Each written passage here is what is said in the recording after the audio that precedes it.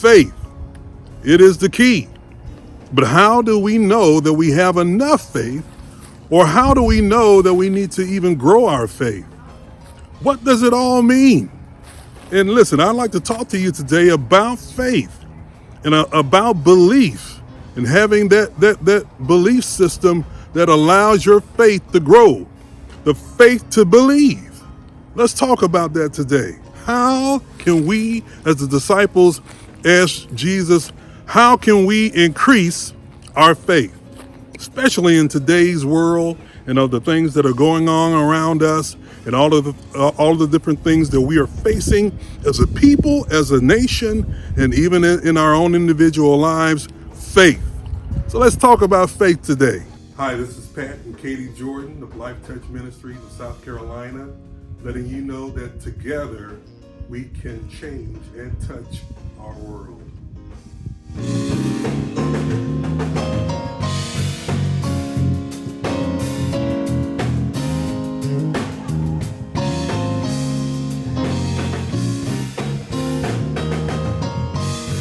Hello, everybody.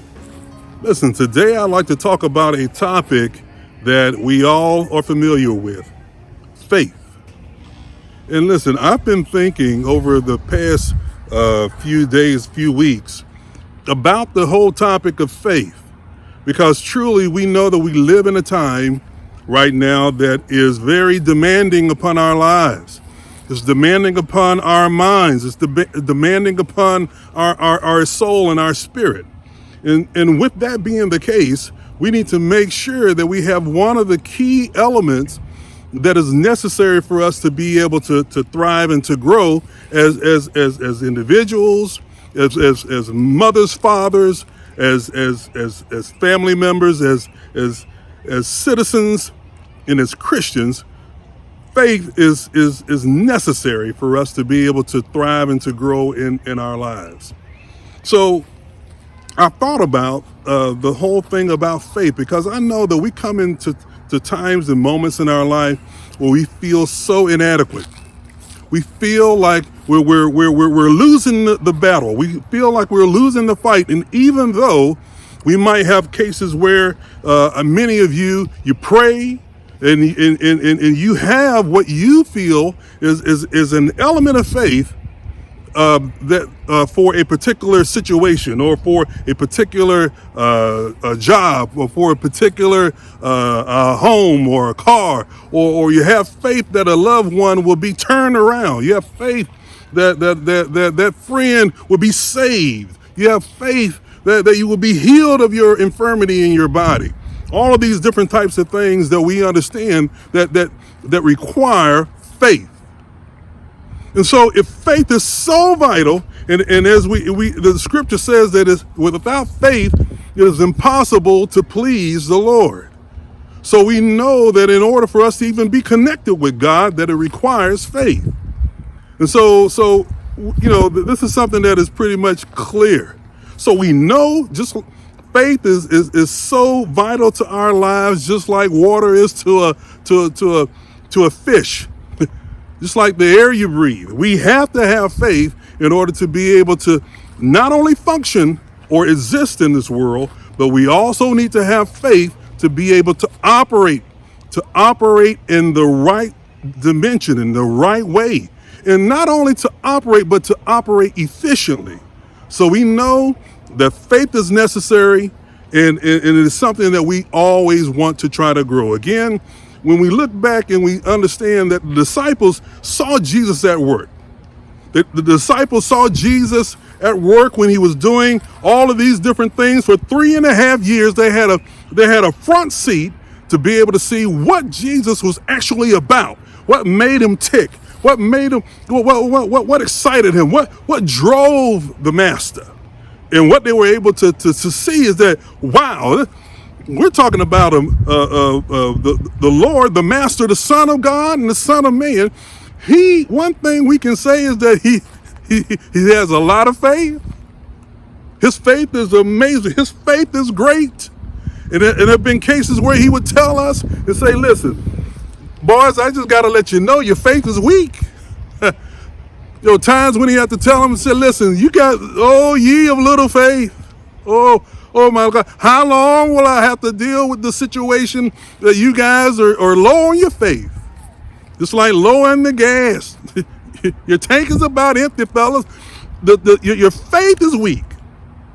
And so what they noticed for 3.5 years being around Jesus is the fact that faith was vital. Again, there were things that really stood out to the disciples when they were looking at what was going on, not only around them, the situations that they faced, and also with you. Situations that you're dealing with, situations that you're confronting, the things that are around the bend that you may not have even seen yet. Things are happening around us in such a fast pace. And so we need to understand some of the vital aspects of what the Master Jesus was trying to teach us. What is that he's trying to grow in us? What is that he's trying to cultivate in our lives? And so one of the things that said, increase our faith, Lord. Increase our faith. And that's what I want to deal with today, about an increase in your faith. An increase to be able to know that you have faith that is perpetually being grown, perpetually being produced. And so when we do that, I wanted to take a look at something, because again, this is something that I've really thought about as I talk with my brother and my sisters, as I talk with different people, and I recognize even with my own self that we are constantly in battle. We are constantly being confronted with things. We're constantly, especially in such a dynamic, changing world that we're living in right now, both in our own lives, politically, both in society, both in the whole world climate, the global climate itself. So many things that we're going on, things you're going through in your body, things you're going through in your mind, things that people are being stressed out on. We need to be able to lock in on how can we increase our faith. And then we understand too that it says that faith is the substance of the thing hoped for. I think when we're talking about in Hebrews 11, the faith is the substance of things hoped for, the evidence of things not. It is the thing. It is the substance. It is the thing, faith. And so the disciples were asking God to increase our faith, increase our ability to produce the hoped for thing, the substance of the hoped for thing, the evidence of things that are not seen. How can we increase our faith? And so I look at there's a case in the scriptures where Jesus is talking to his disciples and helping them to understand faith and belief. And listen, I know that when I say the word belief, that a lot of us pretty much think of the same word as faith and belief. And in some ways, they're very, very similar or interchangeable.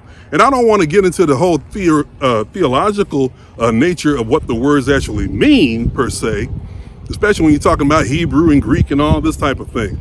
I'm not necessarily talking about that, but this is what God gave to me when we're talking about faith and we're talking about belief.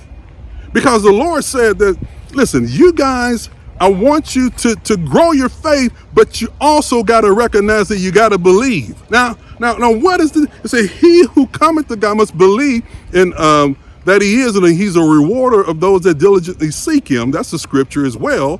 So the belief, in some ways, is implying that there is a not only faith, but there is a system of faith. When I think about belief, I think about the system, or the infrastructure, or the foundation, or that which encompasses or nurtures or grows faith. Because a lot of times what we find out in life is when we go through life and we say we have faith about this thing, we have faith about that thing, and it seems like, hey, I didn't have enough faith. Or it seems like I had doubts, or I ran out, if you will. And so we look at faith in and of itself, but we also look at the word about belief. Because when we look at Mark 9, there's a situation where Jesus meets the disciples coming down from the mountain. He meets the disciples, and he meets this man who has a boy who is being tormented by devils. This boy is being tossed to and fro. He's convulsed. He has convulsions. His father says that this spirit tries to throw him in the fire, tries to actually destroy this young boy's life. And what we find is that when Jesus meets this man and the boy in the crowd, he finds out that the man was looking for Jesus, but he met his disciples, and Jesus is trying to figure out what is all going on. He tells Jesus that the disciples. I went to the disciples and I tried to get them to cure my son, but they could not. And so it's interesting how Jesus approached this whole situation, because it kind of points to the fact about belief system. Now, he said, bring the boy to me, and then he told his disciples that you lack faith. You lack faith. Oh, faithless. How long will I deal with the situation where your faith is weak, fellas? How long will I have to deal with the fact that you don't have enough faith to get this, to deal with this particular situation? And in some ways, that's kind of troubling, isn't it? Because when we look further, we find out that faith, again, substance of things hoped for, evidence of things not seen. We find too that Jesus later says that with the mustard seed of faith, with a little bit of faith, that is all that is required in order for you to speak to a mountain and for the mountain to be moved. He said that if you have faith the size of a mustard seed, and this is in later in Mark 9, but also in Luke 17, and I believe in Matthew 17, he's talking about the mustard seed faith. Actually, Matthew 17 is when they asked to increase our faith. But right there, he says that, listen, if you got faith the size of a mustard seed, and he says also if you have faith as a mustard seed. It's interesting, and we'll deal with that little piece later about faith as a mustard seed. Faith, the size of a mustard seed. What are the attributes of your faith? And this is what I want to ask as well. What is producing your faith? What are the elements of your faith? When we break down what you believe, how does it look? How does it feel? How does it operate?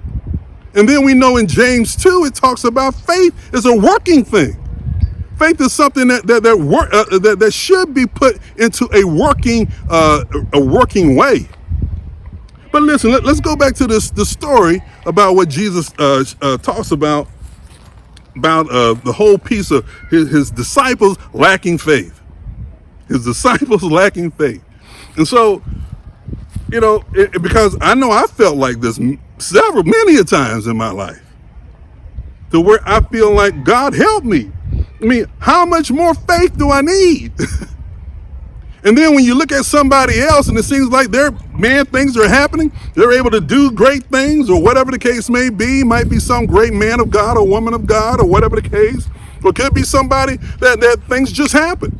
And you say, God, what is holding me back? What is the limitation of my faith? Like the disciples said, increase my faith. I need to be able to find more faith. And so again, let's go back to this story about when the man brought the son. It's interesting. I want to lock in on a couple of things. Number one, he said that he brought him to the disciples. They could not cure him. And then Jesus says he sees the spirit convulsion, throwing the boy and doing all these crazy things here, and he begins to ask some questions. Now, isn't it interesting that the Lord is someone who we would think is just able to do something and is just done, but he uses a process. Main word I'm wanting to talk about here: process. He uses a process to bring about the desired the results of achievement of a solution here. And so this is what we need to pull out, because he asked the question to the man. He said, "How long has this been going on?" And then we want to talk about a situation of belief system. We look at the word belief, and to me it always speaks of believing in something, be living in something. What type of living structure, what type of living bedrock or foundation do you have that is able to produce your faith? Let me say it again. What do you have that is working around that is able to feed or produce your faith, to support your faith? And so, we can look at faith in the sense, I think about money, or I think about a business. I think about, let's say, a car. So a car is produced by a process. Now, the car could be the actual thing, the hoped for thing, but in order for the car to manifest or to be brought about, it has to be supported by a process. And see, this is where we want to talk about belief. What is your belief system? And you got to make sure, and this is our prayer as well. God, how do I create? How do I reinforce? How do I build up and support my belief system that will in turn produce faith, substance, faith, evidence of things. And so, in order to do that, again, it takes a belief system. And this is what Jesus shows us in this scripture in Mark 9. He looks at the situation, and then he asks questions. Isn't it interesting? Those of you who work in business, or you're working on jobs and so forth, you recognize that a lot of times when we're looking at a situation, we go through this whole problem analysis. We want to understand what are we dealing with. When you're talking about, I want faith to be able to get that home, then you need to understand what is it that we're dealing with. What is it that's going to be needful in order for us to have an environment and a landscape that can support home, that can support car, that can support healing, that can support the faith object that you're looking for. And so Jesus asked some analytical questions. He said, "How long has this been going on?" And he said, "It's been going as a young child. They would try to throw him in fire and all of these different in the water, try to drown him. I brought them to your disciples. They couldn't handle it, Lord. And whatever you can do, I'm asking you now to help." And then Jesus says, he said, "If thou can believe, all things are possible." Oh, he rebukes the disciples and said, "You ran out of faith." But then he says to the man that if thou canst believe, if thou can believe, all things are possible to him that believeth. Interesting. I want to again point out the fact about faith and belief. If you can believe, anything is possible. If you can believe, if you can create the system, the oneness with God, the connection with the Lord, the connection with your fellow men, the establishment of your environment, if you can set this thing right, there's nothing that can be not accomplished in your life. Young people, young man, young woman, it doesn't matter who you are. Whatever your goals and the things that God has put in your heart, giving you a desire to achieve, you need to understand that there's nothing that is impossible. Because God is giving you the faith. He's giving you the thing hoped for to be that great, be a doctor, to succeed in sports, to do whatever it is that you have a desire to do, that God has put in your heart to do. The substance of the faith, the thing not seen, but it's something. It's there. It's something. So God is saying, listen, if you believe, all these things are possible. So I want to help you to understand that it is important that we build our belief structure. And so what he says, if you can believe, all things are possible to him that can believe. This is what he told the man. And then the man says something very important. He says, Lord, I believe, but help my unbelief. Interesting. These are interesting to me. Lord, I believe, but help thou my unbelief. What? Now, what does this speak to me? What it says is that, listen, God, I do have a system. I've been trying to work things in a certain way. I've tried to make sure that I have a good regimen in my prayer life. I've tried to try to treat people right. I've tried to make sure things are set and established that will help to build my faith. But Lord, help my unbelief. Help the things that I may be struggling with. Help, God, the fact that I need to strengthen my friendships and relationships. Maybe I've got a few friends that I don't need to necessarily have. Maybe I'm watching stuff that I don't necessarily need to watch. Maybe I'm being pulled into some things that is weakening me. And so this is why he said, Lord, help thou my unbelief. I know we're talking about the situation with his son, but what I'm saying is there are a lot of things that have been set in motion for his son. And it's not just necessarily the spirit that is perplexing the boy, but it's also the things around. What was the home life? What is the environment? You know, all of these things are systematic. These are the things that are either contributing to the situation or they're diminishing the situation. And so he understands, in a sense, that help thou my unbelief, help my belief system. I know I might have a few places that need to be strengthened.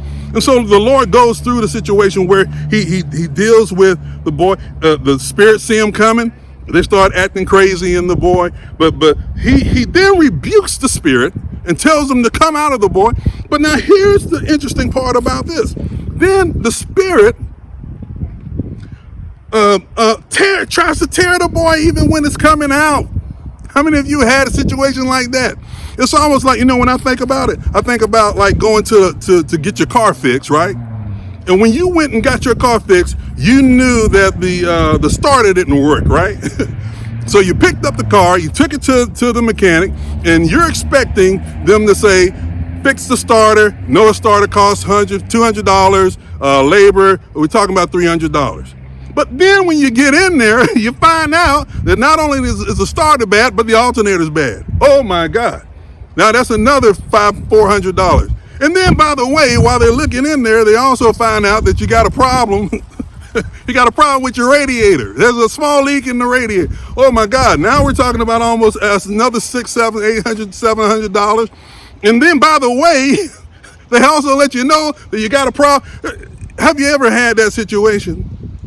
And it's almost a situation where you don't tell me what else is wrong. I just want to get out of here with my starter. And I'll worry about that other thing later on. Because I don't quite have my belief system in place to support what you're telling me now. I hope you understand what I just said.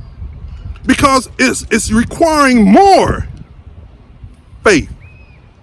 It's requiring more money. It's requiring more attention, more things that have to support the task at hand. And so if you are low, if you barely just had the faith to be able to deal with your starter, then you're not going to be able to deal with your alternator too. And this is how life works.